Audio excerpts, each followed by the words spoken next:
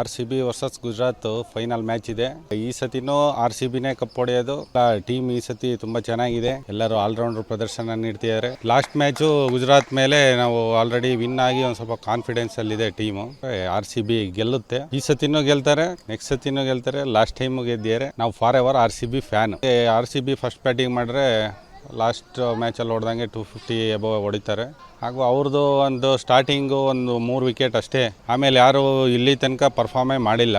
ಹಾಗಾಗಿ ಇಲ್ಲಿ ಅವರು 3 ಜನದ ಮೇಲೆ ಡಿಪೆಂಡ್ ಆಗಿರೋದ್ರಿಂದ ಅವರಿಗೆ ಸ್ವಲ್ಪ ಕಷ್ಟ ಆಗುತ್ತೆ ಆ ಥರ ರನ್ ಚೇಸ್ ಮಾಡೋಕ್ಕೆ. ಹಾಗೆ ನಮ್ಮದು ಮತ್ತೆ ಅವರು ಏನಾದ್ರು ಫಸ್ಟ್ ಬ್ಯಾಟಿಂಗ್ ಆಡಿದರೆ 200 ಒಳಗೆ RCB ಕಂಟೈನ್ ಮಾಡ್ತಾರೆ ಅಂತ ಅಂದ್ಕೊಂಡಿದ್ದೀವಿ.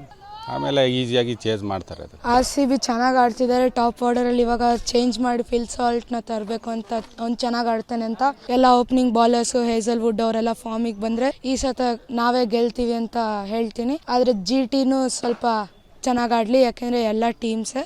ಆದರೆ RCBಗೆ ಸ್ವಲ್ಪ ಜಾಸ್ತಿ ಸಪೋರ್ಟ್ ಮಾಡ್ತೀವಿ ನಾವು.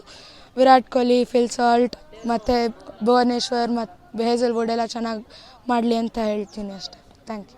RCB ಏನು ಈ ದಾರಿ ಇದೆ ಅದನ್ನೆಲ್ಲ ಸುಗಮ ಮಾಡ್ಕೊಂಡು ಈಗಾಗಲೇ ಫೈನಲನ್ನು ತಲುಪಿದ್ದೀವಿ ನಾವು. ಬಹುಶಃ ಈ ವರ್ಷ ಕಂಟಿನ್ಯೂಸ್ ಆಗಿ ನಮಗೆ ಕಪ್ ಬರುತ್ತೆ ಅನ್ನೋ ಗ್ಯಾರಂಟಿ ಇದೆ. ಯಾಕೆಂದರೆ RCB ಅಷ್ಟು ಒಳ್ಳೆ ಪ್ಲೇಯರ್ಸ್ಗಳು ಯಾವುದೇ ತಂಡದಲ್ಲಿ ಇಲ್ಲ. ಯಾರೇ ಇದ್ದರೂ ಕೂಡ ಅದನ್ನೆಲ್ಲ ಎದುರಿಸ್ಬಿಟ್ಟು ಆಡೋಂಥ ವಿರಾಟ್ ಕೊಹ್ಲಿ ಮತ್ತು ಇವರೆಲ್ಲ ಇದ್ದಾರೆ, ಪಟೇದಾರ್ ಇದ್ದಾರೆ, ಇವರಿದ್ದಾರೆ. ಎಲ್ಲ ಇರೋದ್ರಿಂದ ಯಾವುದೇ ಅನುಮಾನ ಇಲ್ಲ, ಈ ಸರಿ ಕಪ್ ನಮ್ಮದೇ.